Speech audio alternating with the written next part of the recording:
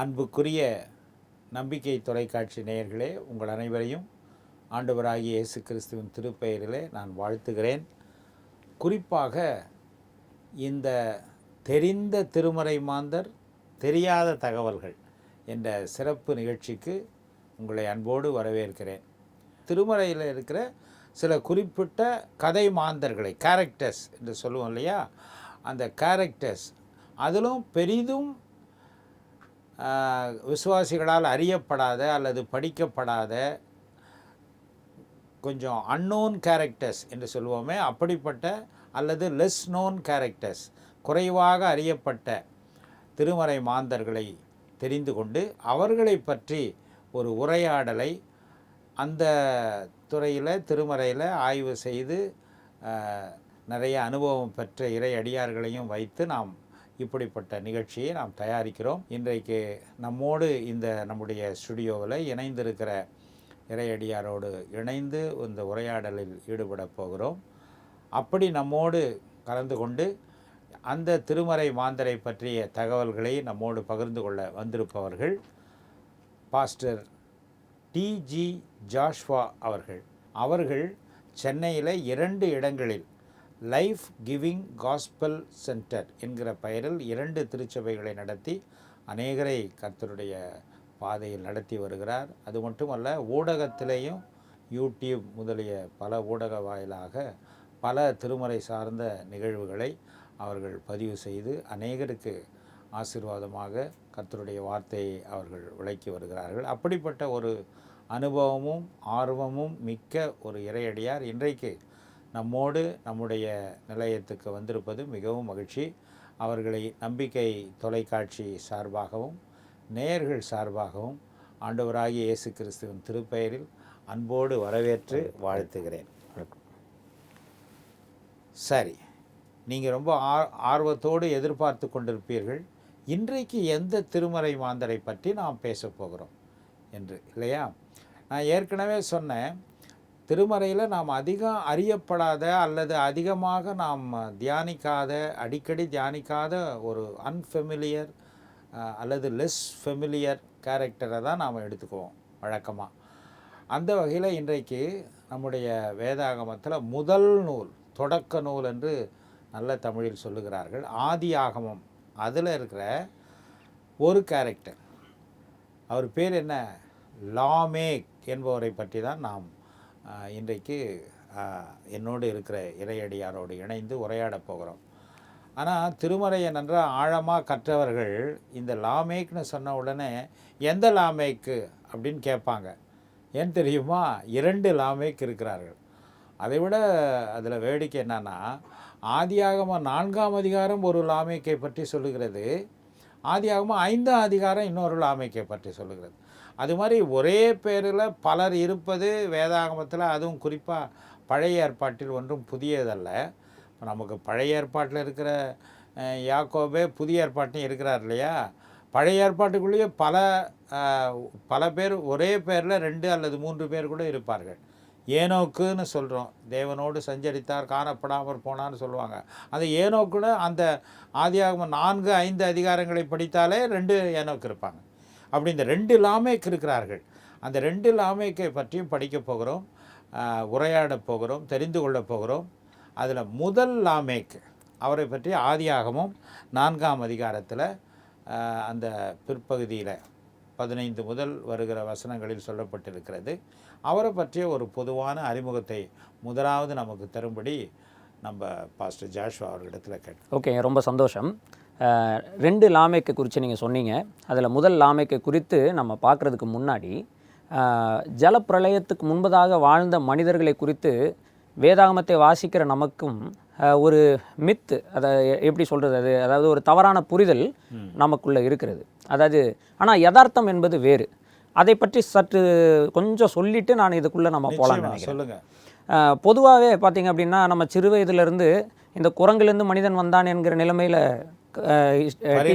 பரிணாம கொள்கை மூலம் கற்று வருகிறதுனால, இந்த ஆதாம் அப்படின்னு சொன்னாலே நம்ம மைண்டு என்ன ஒர்க் ஆகும் அப்படின்னு சொன்னால், ஏதோ அவன் வந்து குகைகளில் வாழ்ந்துட்டுருப்பான், அவனுக்கு எதுவும் தெரியாது, நிலாவை பார்த்து தான் வந்து வீல் எப்படி செய்கிறதுன்னு தெரிஞ்சுக்கிட்டான், இப்படி நினைக்கக்கூடிய ஒரு ஒரு தாட் ப்ராசஸ் நமக்குள்ளே இருக்க வாய்ப்பு இருக்குது.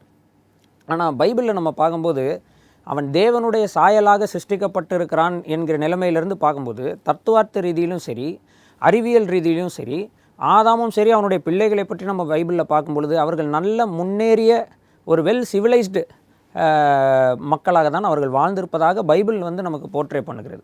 அதை நம்ம மைண்டில் வைத்துக்கொண்டு இந்த மாந்தர்களை குறித்து சிந்திக்கும் பொழுது அது நலமாக இருக்கும். ரொம்ப அருமையான ஒரு குறிப்பு சொன்னீங்க. வழக்கமான அந்த பாரம்பரியமாக நம்ம நம்பி வருகிற ஒரு கருத்தை நீங்கள் தகர்த்து, தேவ சாயலில் படைக்கப்பட்ட மனிதன் ஆரம்பத்திலேயே அவன் அறிவும் உணர்வும் உள்ளவனாக இருந்தான் என்பதற்கு நம்ம ஆதியாகமத்தில் இருக்கிற ஆதாரங்களை சொன்னீங்க. ஆமாம், சொல்லுங்கள். அதில் குறிப்பாக ஒன்றே ஒரு மட்டும் நான் சொல்லிவிட்டு நம்ம லாமைக்குள்ளே போயிடலாம். எந்த அளவுக்கு வந்து மனிதன் வந்து நல்ல ஞானம் உள்ளவனாக இருந்தான்னு பார்க்கும்போது அதற்கு முதல் பெண் ஏவாள், அவங்க பாருங்க அந்த கனியை வந்து தொட்டு சாப்பிடல, இது வரைக்கும் அதை தொடக்கூட இல்லை. அவங்க சொல்கிறாங்க பிசாசுக்கிட்ட தேவன் தொடக்கூட கூடாதுன்னு சொன்னாருன்னு சொல்லி தேவன் சொல்லாத ஒன்று சொல்கிறாங்க. ஆனால் அவங்க பார்க்குறத வச்சு அவ்வளோ அனலைஸ் பண்ணுறாங்க.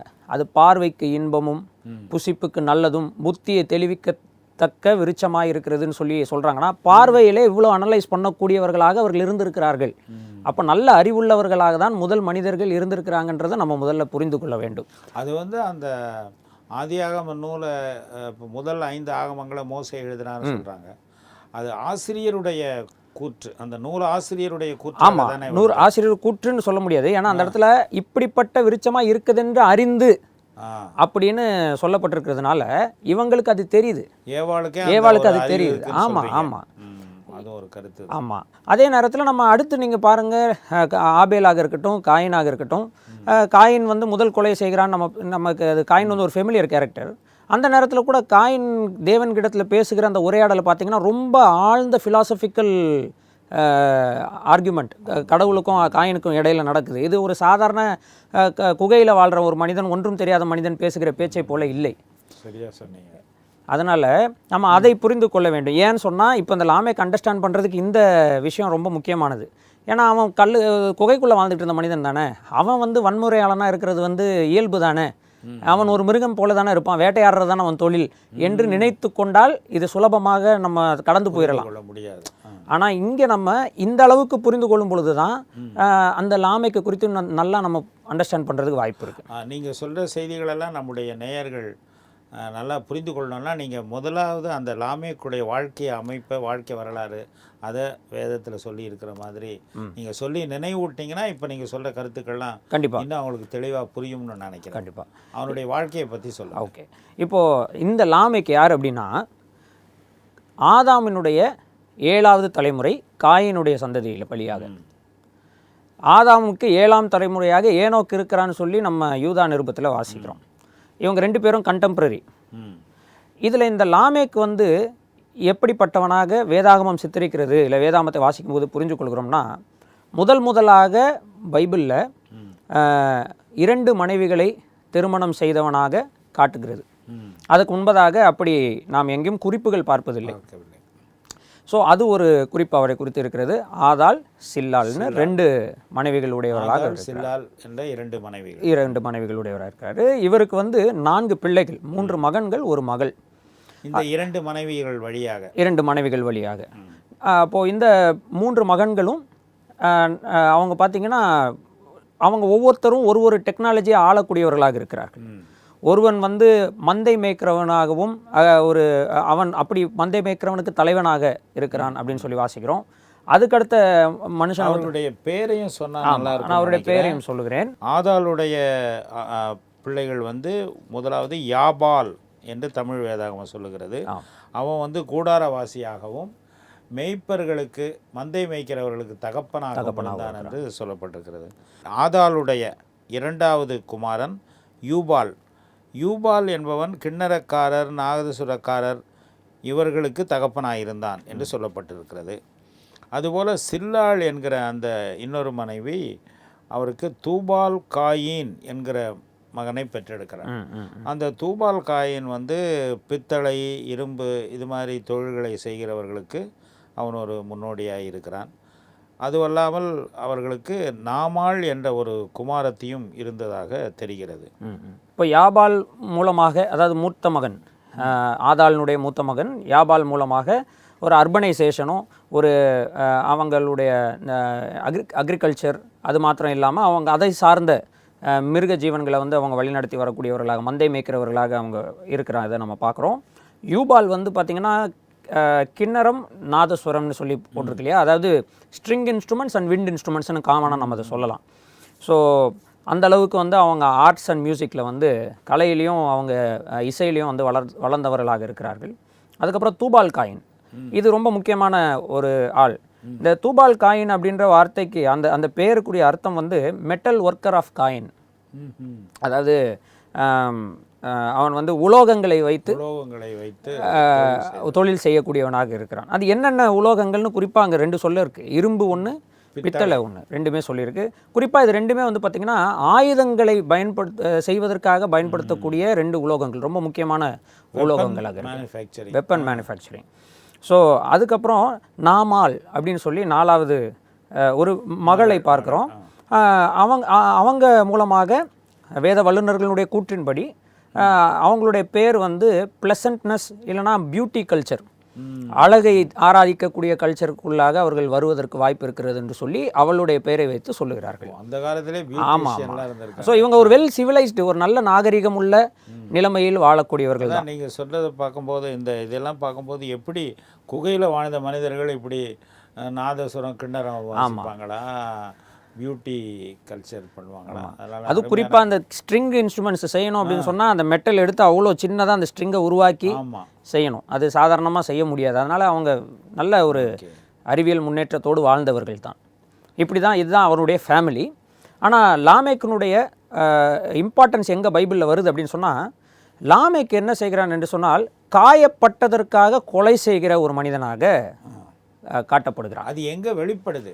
அது ஆதியாகமம் 4வது அதிகாரம் அதனுடைய 18லிருந்து 24வது வசனங்களுக்குள்ளே நம்ம வாசிக்கும் பொழுது இந்த விஷயங்களை அவன் சொல்லுகிறான். அதில் குறிப்பாக அந்த லாமேக்கு தானே தன்னுடைய மனைவிகளை பார்த்து ஒரு பாட்டு பாடுவதா, அதில் தான் நீங்கள் சொல்கிற அந்த செய்தி வரும். ஆமாம், அந்த பாட்டை பற்றி கொஞ்சம் சொல்லுங்கள். அந்த பாட்டை குறித்து ரொம்ப முக்கியமான ஒரு விஷயத்தை சொல்லணும் அப்படின்னா, இந்த ஃபாலன் வேர்ல்டு இருக்குது இல்லையா, மனிதனுடைய வீழ்ச்சிக்கு பிறகு, அதாவது மனிதன் பாவம் செய்த பிறகு வேதாகமத்தில் மனிதனால் பாடக்கூடிய முதல் பாடலாக ரெக்கார்ட் பண்ணப்பட்ட பாடல் இந்த பாடல் தான். ரொம்ப சரியாக சொன்னீங்க. அதாவது பைபிள்னு பார்த்தாலே நிறைய பாட்டுக்கள் இருக்கிறது. ஆமாம். நம்ம இப்போ கிறிஸ்மஸ் காலத்தில் கூட கன்னிமரியாளின் கீதம், சகரியாவின் கீதம், தூதர்களின் கீதம், சிமியோனின் கீதம் எல்லாம் பாடுவோம். பைபிள் அப்புறம் 1 சாமுவேல் புத்தகத்தில் அன்னாளின் பாட்டும் நாம் படிக்கிறோம். பைபிளில் நாம் படிக்கிற முதல் பாட்டு இது என்பது ரொம்ப ஆச்சரியமாக இருக்குது. இந்த பாட்டை எப்படி சொல்லுவாங்கய்யா? அதுக்கு என்ன பேர்? இந்த பாட்டுக்கு ஒரு இன்ட்ரெஸ்டிங்கான டைட்டில் வைத்திருக்கிறார்கள். அதாவது the song of the sword அப்படின்னு ஆங்கிலத்தில் இதை அழைக்கிறார்கள். போர்வாளின் பாடல் அல்லது உரைவாளின் பாடல் அப்படின்னு சொல்லி சில அருமையான டைட்டிலே அதற்கு கொடுக்கிறார். ஒரு புஸ்தகத்தில் வாழ்வீரனின் பாட்டு என்று 6 ஆசீர்வாதம் விளக்க உரையில் கொடுக்குறார்.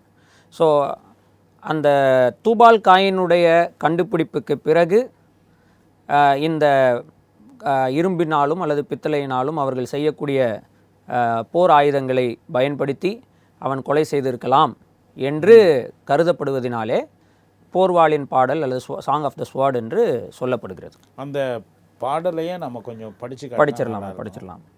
இது ஆதியாகமம் 4வது அதிகாரம் 23-24 வருகிறது. அதாவது அவர் பாடும்போது இப்படி பாடுறாரு: ஆதாளே சில்லாலே என் சத்தத்தை கேளுங்கள், லாமேக்கின் மனைவிகளே என் பேச்சை கவனியுங்கள். என் காயத்திற்காக ஒரு மனுஷனை கொன்றேன், என் அடைவுக்காக ஒரு வாலிபனை கொன்றேன். காயினுக்காக 7 மடங்கு பழிவாங்கப்படுமானால் லாமேக்குக்காக 70 மடங்கு பழிவாங்கப்படும் என்று பாடினான். 70 மடங்கா சொல்லிருக்கேன். அதாவது நான் வந்து வேறு ஒரு மொழிபெயர்ப்பில் அந்த நாம் பயன்படுத்துகிற அந்த பழைய பவர் மொழிபெயர்ப்பில் என்ன சொல்லியிருக்குன்னா, காயினுக்காக 7 பழி சுமருமானால் லாமேக்குக்காக 77 பழி சுமரும் என்று சொல்லுகிறான். ஸோ இதிலிருந்து தெரிந்து கொடுக்குற அவனுடைய பண்புகள் அதை பற்றிலாம் கொஞ்சம் விளக்கமாக சொல்லுங்கள். இந்த பாடலை மட்டும் லிட்டரரி அனாலிசிஸ் பண்ணணும் அப்படின்னு சொன்னால், இலக்கிய திறனாய்வு பண்ணணும் அப்படின்னு சொன்னால், இந்த பாடலில் இருந்து மட்டுமே அவனுடைய மென்டாலிட்டி எப்படிப்பட்டதாக இருக்குதுன்றத, மனநிலை எப்படிப்பட்டதாக இருக்குது நம்ம புரிந்து கொள்ள முடியும். இதில் வந்து இந்த எபிரேய பாடல்களில் வந்து இந்த பேரலலிசம் அப்படின்னு சொல்லி ஒரு கோட்பாடு இருக்கிறத நம்ம பார்க்குறோம். எபிரேய போயட்ரியில் இருக்கிறத நம்ம பார்க்குறோம். ஃபஸ்ட்டு லைன் ஒன்று சொல்லும், செகண்ட் லைன் வந்து ஃபஸ்ட் லைனில் இருக்கிறத எம்ஃபசைஸ் பண்ணி அதனுடைய மீனிங்கை இன்னும் அதிகமாக அழுத்தி சொல்லும். இந்த ஒரு கவிதையிலையும் அது மாதிரி மரபுகள் இருக்கிறது. திருவள்ளுவரும் பயன்படுத்தியிருக்காங்க. ஆமாம். இப்போ உதாரணமாக செல்வத்துள் செல்வம் செவிச்செல்வம் அப்படின்னு சொல்லிடுவார். அடுத்த வரியில் அச்செல்வம் செல்வத்துள் எல்லாம் தலை, அதே கருத்து தான் முதல்ல சொன்னார். அதை வலியுறுத்துவதற்காக மீண்டும் சொல்லுவார். அதே முறை தான் எபிரேய கவிதையிலையும் இருக்கிறது. இந்த விஷயத்தை அவர் சொல்லும்போது சொல்கிறாரு, ஃபஸ்ட்டு ஆதாளே சிலாலே என் சத்தத்தை கேளுங்கள், அதுக்கப்புறம் லாமேக்கின் மனைவிகளே என்னுடைய பேச்சை கவனியுங்கள் அப்படின்னு சொல்கிறார். ஸோ ஃபஸ்ட்டு டைம் வந்து கேளுங்கள் என்று சொல்வது வந்து ஒரு இயல்பான ஒன்று. கவனியுங்கள் என்று சொல்லும்போது அவர் ஒரு கமாண்டிங் லெவலுக்கு போகிறார்.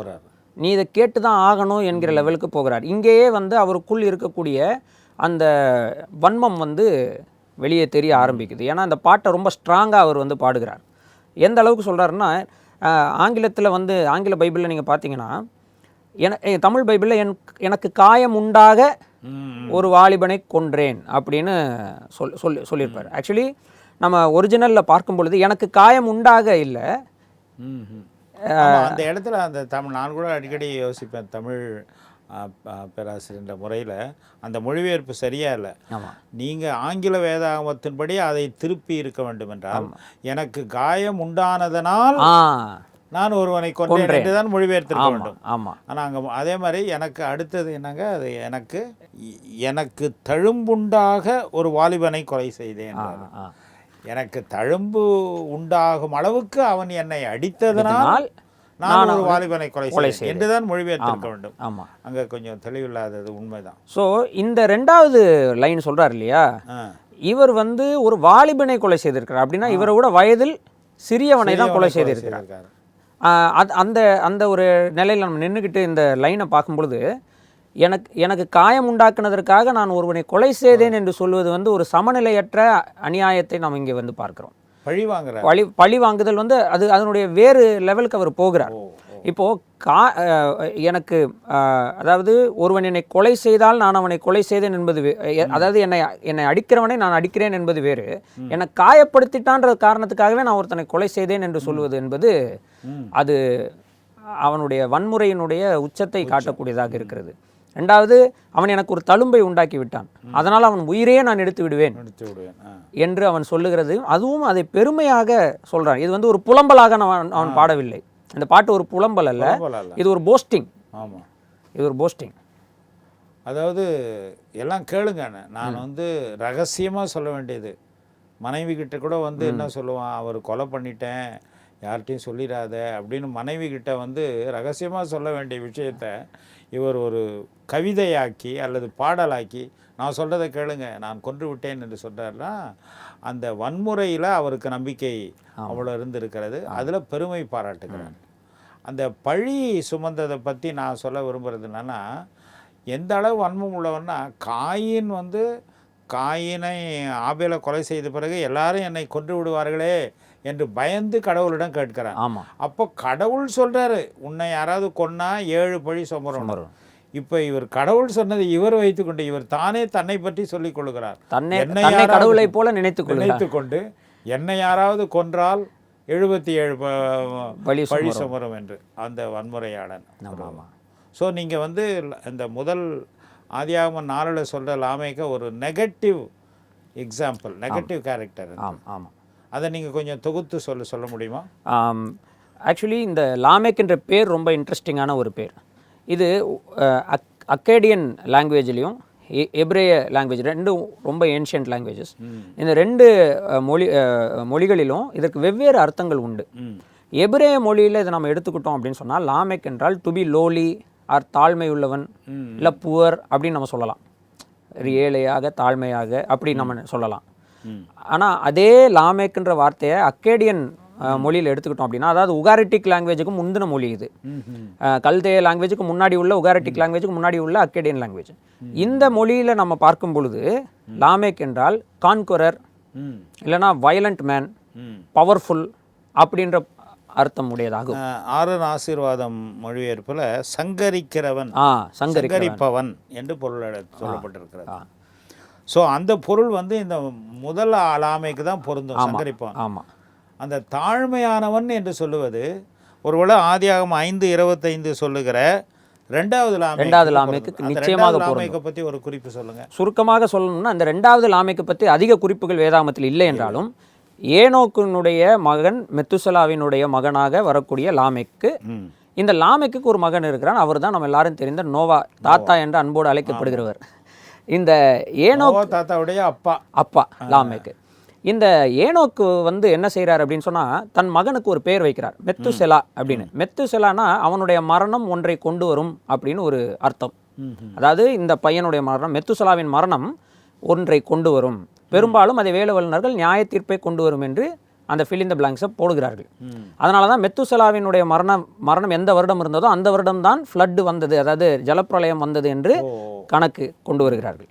ஆனால் இப்படி ஒரு நியாய தீர்ப்பு இந்த பூமிக்கு வருகிறது என்று தேவனோடு நடந்த ஏனோக்குக்கு தீர்க்கதரிசனமாக தெரிந்ததினாலே தன் பையனுக்கு அப்படி ஒரு பெயரை வைக்கிறான். இதனால் என்ன நடக்குதுன்னா, பெரிய வருத்தமும் சஞ்சலமும் குடும்பத்திற்குள்ளே ஏற்படுகிறது. அப்போது அவனுடைய பையன் லாமேக்கை அவன் என்ன செய்கிறான்னா, தாழ்மையானவன், த லோலி, புவர், இன்னொன்று ரொம்ப சபிக்கப்பட்ட பூமியில் வாழ்கிற சூழ்நிலையில் அப்படி ஒரு பெயரை வைக்கிறான். அந்த லாமேக்கு தேவனோடு வாழ்ந்தவன் என்பதற்கு அடையாளம் என்னென்னா, அவனுடைய மகனுக்கு அவன் வைக்கிற பேர் என்னென்னா ரெஸ்ட், கம்ஃபர்ட், அதாவது ஆறுதல், தேறுதல் என்கிற ஒரு பெயரை அவன் வந்து நோவா என்று வைக்கிறான். அப்போ அவன் தேவனோடு வாழக்கூடிய தாழ்மையான ஒரு மனிதனாக இருந்திருக்கிறான்றதை நம்ம புரிந்து கொள்ள முடிகிறது. அதான் இந்த மகன் நமக்கு தேறுதல் கொண்டு வருவான் என்று நம்பி வைக்கிறான். ஆதியாகமம் 5ஆம் அதிகாரம் சொல்லுகிறது. ஸோ அதனால் இந்த லாமேக்கு எபிரேய மொழியினுடைய அர்த்தம் அப்படியே பொருந்துகிறது என்று நம்ம சொல்ல முடியும். ஸோ ஜீனியாலஜிக்கல் லைன் பார்த்தோம்னா, அவன் காயினின் சந்ததியில் பிறக்கிறவன் அந்த லாமேக். முதல் லாமேக் நம்ம படித்தவன் வன்முறையாளன்.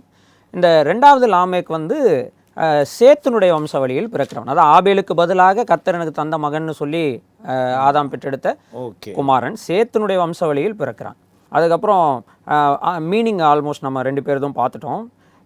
இவங்க 2 பேருடைய ஆட்டிடியூட் பார்க்கும்பொழுது இவன் வன்முறையாளனாக இருக்கிறான், அவன் தாழ்மை உள்ளவனாக இருக்கிறான் என்று நாம் பார்க்க முடிகிறது. அதுக்கப்புறம் இவங்களுடைய சிம்பாலிசம், இவங்களுடைய வாழ்க்கை எதை காட்டுகிறது என்று சொன்னால், ஒருவன் கர்த்தருக்கு விரோதமாக ஒழுக்கத்தை மீறி, கர்த்தர் விதித்த ஒழுக்கத்தை மீறி 2 பெண்களை தனக்கென்று எடுத்துக்கொள்கிறவனாக, அதாவது மனைவிகள் என்று நம்ம வாசிக்கிறோம். ஹி டுக் ஒய்ஃப்ஸ் அப்படின்னு ஆங்கிலத்தில் வாசிக்கிறோம். அந்த டுக் அப்படின்ற இடத்துல எபிரேய வார்த்தை வந்து லக்காக் அப்படின்ற எபிரேய வார்த்தை இருக்குது. அதனுடைய அர்த்தம் என்னென்னா, முறைப்படி திருமணம் செய்து கொண்டான் என்ற அர்த்தம் இல்லை. அந்த பெண்ணை பிடிச்சிருக்கு, இன்றைக்கி நான் அப்படியே எடுத்துக்கிறேன், கவர்ந்து கொண்டவன் இல்லையென்றால் அபகரித்து கொண்டவன். ஆமாம், அவன் வந்து தேவன் விதித்த விதியின்படி தன் குடும்பத்தை ஏற்படுத்தியவன் அல்ல. ஆனால் இந்த லாமேக்கு அப்படி இல்லை. அது நோவாவுடைய வாழ்க்கையில் நம்ம தெரிந்து கொள்கிறோம். நோவாவுக்கு ஒரு மனைவி தான், நோவாவின் பிள்ளைகளுக்கும் ஒரு மனைவிகள் தான் இருந்தார்கள். ஸோ அதனால் இந்த 2 லாமேக்கும் அப்படியே கான்ட்ராஸ்டிங் கேரக்டராக இருக்கிறார்கள். அதுதான் இன்னொரு வேத ஆராய்ச்சியாளர் வந்து, இவன் வன்முறையில் நம்பிக்கை வைத்தவன் முதல் லாமேக், கடவுளிடம் நம்பிக்கை வைத்தவன் 2ஆம் லாமேக் என்று சொல்கிறார். அந்த வகையில் ரொம்ப அருமையான கருத்துக்களை 2 லாமேக்கு பற்றியும் நீங்கள் இன்றைக்கு நம்முடைய நேயர்களோடு பகிர்ந்து கொண்டீர்கள். நம்முடைய நேர அளவை கருதி நம்முடைய உரையாடலை நாம் நிறைவு செய்ய வேண்டிய நிலையில் இருக்கிறோம்.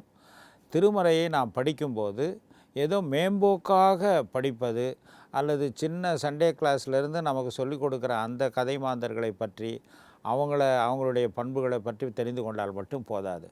நல்லா இப்போ நம்மோடு இருக்கிற பாஸ்டர் அவர்கள் செய்திருப்பது மாதிரி வேதத்தை நல்லா ஆராய்ந்து வேதாகமத்தினுடைய மொழிகளை பற்றியெல்லாம் ஓரளவு தெரிந்து கொண்டு அந்த வேதத்தில் இருக்கிற அதிகம் அறியப்படாத கதை மாந்தர்களுடைய வாழ்க்கையில் கூட நாம் என்ன கற்றுக்கொள்ளலாம் என்று நாம் முயல வேண்டும். அதுதான் வேத வாக்கியங்களை ஆராய்ந்து பாருங்கள் என்பதனுடைய அர்த்தம். இதெல்லாம் வேதத்தில் உள்ள கதை மாந்தர்களுடைய வாழ்க்கையே ஆராய்ந்து பாருங்கள் என்பதை உங்களுக்கு நேயர்களுக்கு அதை சொல்லுவதற்கும், அப்படி கதை மாந்தர்களை பற்றி ஆய்ந்து பல அரிய செய்திகளை தெரிந்து கொள்வதற்கு தான் இந்த நிகழ்ச்சியை நாங்கள் வடிவமைத்திருக்கிறோம்.